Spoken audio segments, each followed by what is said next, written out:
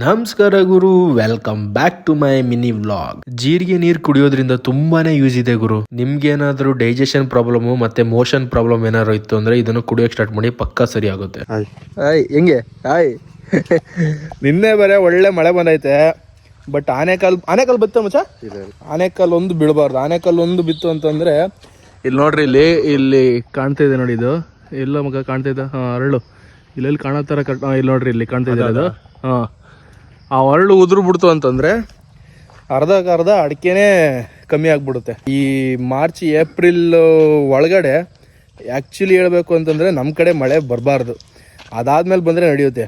ಅದಾದ್ಮೇಲೆ ಯಾಕೆ ಬಂದರೆ ನಡೆಯುತ್ತೆ ಅಂತಂದರೆ ಅವಾಗ ಸ್ವಲ್ಪ ಗಟ್ಟಿಯಾಗಿರುತ್ತೆ ಮಳೆ ಎಲ್ಲ. ಆನೆಕಲ್ ತಗೊಂಡು ಹೊಡೆದ್ರೂ ಪುಡಿ ಉದುರಲ್ಲ ಕೆಳಗಡೆ. ಅದೇನಾದ್ರೂ ಇವಾಗ ಜಾಸ್ತಿ ಉದುರುತ್ತು ಅಂತಂದರೆ ಅರ್ಧಕ್ಕರ್ಧ ಬೆಳೆನೂ ಕಮ್ಮಿ ಆಗೋಗ್ಬಿಡುತ್ತೆ, ಸುಮ್ಮನೆ ನಮಗೂ ಲಾಸ್ ಆಗೋಗ್ಬಿಡುತ್ತೆ.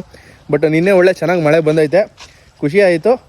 ಅದನ್ನ ನೋಡಕ್ಕೆ ಅಂತ ಬಂದಿದ್ದೀನಿ. ಅರಳೆ ಉದುರಿತೆ ಅಂತ ಅಂದ್ಬಿಟ್ಟು ಸದ್ಯ ಏನು ಉರುಳಿಲ್ಲ, ವಿ ಆರ್ ಸೇಫ್. ತೋಟದಿಂದ ಸೀದಾ ಬಂದು ಅಮ್ಮ ಮಾಡಿರೋ ಚಪಾತಿ ಪಲ್ಯ ತಿಂದೆ ಗುರು. ಏನ್ ಸಾಕಾಗಿತ್ತು ಅಂದ್ರೆ ಮಾತ್ರ ನೆಕ್ಸ್ಟ್ ಲೆವೆಲ್ ಅನ್ಕೊಳ್ಳಿ. ಸರಿಯಾಗಿ ತಿಂದ್ಯಲ್ಲಪ್ಪ, ಬಾರಪ್ಪ ಮೈ ಬಗ್ಸು ಅಂತ ನಮ್ಮಮ್ಮ ಕಾಯಿ ಸುಲಿಯಕ್ಕೆ ಹಚ್ಚಿದ್ರು ಗುರು. ಎಲ್ಲದನ್ನು ಸುಲ್ಕೊಟ್ಟೆ. ಮನೆಯಲ್ಲಿ ಎಲ್ಲಾ ಕೆಲಸ ಮುಗಿಸ್ಕೊಂಡು ಚೆನ್ನಗಿರಿಗೆ ಬೈಕ್ ತೊಳ್ಸ್ಕೊಂಡ್ ಬರೋಣ ಅಂತ ಬಂದೆ. ಶ್ರೀ ಬಸವ ಕಾರ್ ವಾಶ್ ಇದು ಬಂದ್ಬಿಟ್ಟು ನಮ್ಮೂರವ್ರದೇ, ನನಗೆ ತುಂಬಾ ಪರಿಚಯ ಇರೋರ್ದು. ಶಾಪ್ ಲೊಕೇಶನ್ ಬಂದ್ಬಿಟ್ಟು ನಮ್ ಚೆನ್ನಗಿರಿಲಿ ಇರೋ ನವಲೆ ಇರೋ ಶೋರೂಮ್ ಪಕ್ಕದಲ್ಲೇ ಇರೋದು. ಇಷ್ಟ ದಿನ ಬೇರೆ ಯಾರೋ ನಡೆಸ್ತಾ ಇದ್ರು, ಇವಾಗ ನಮಗೆ ಪರಿಚಯ ಇರೋರೇ ತಗೊಂಡು ಅದನ್ನ ನಡೆಸ್ತಾ ಇದ್ದಾರೆ. ನಿಮ್ಗೆ ಏನಾದ್ರು ಬೆಸ್ಟ್ ಪ್ರೈಸ್ ಒಳಗಡೆ ಬೆಸ್ಟ್ ವರ್ಕ್ ಬೇಕು ಅಂತಂದ್ರೆ ಇಲ್ಲಿ ಬಂದ್ಬಿಟ್ಟು ವಾಶ್ ಮಾಡಿಸ್ಕೊಳ್ಳಿ. ಇಲ್ಲಿ ನೋಡ್ತಾ ಇರಬಹುದು, ನನ್ನ ಬೈಕ್ ನು ಸಹಿತ ನಾನು ಇಲ್ಲೇ ವಾಶ್ ಮಾಡಿಸಿದ್ದು. ಸಕಾದಾಗ ವಾಶ್ ಮಾಡ್ತಾರೆ. ಅಲ್ಲಿ ನೋಡ್ಗುರು, ವಾಶ್ ಆದ್ಮೇಲೆ ಎಷ್ಟು ಸಕಾದಾಗ ಕಾಣ್ತಾ ಇದೆ ನನ್ನ ಬೈಕು.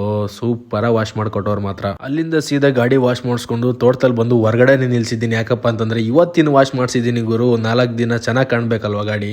ಸರಿ ಅನ್ಕೊಂಡು ಒಳಗಡೆ ಹೋದ್ರೆ ಕರೆಂಟೇ ಕೊಟ್ಟಿಲ್ಲ.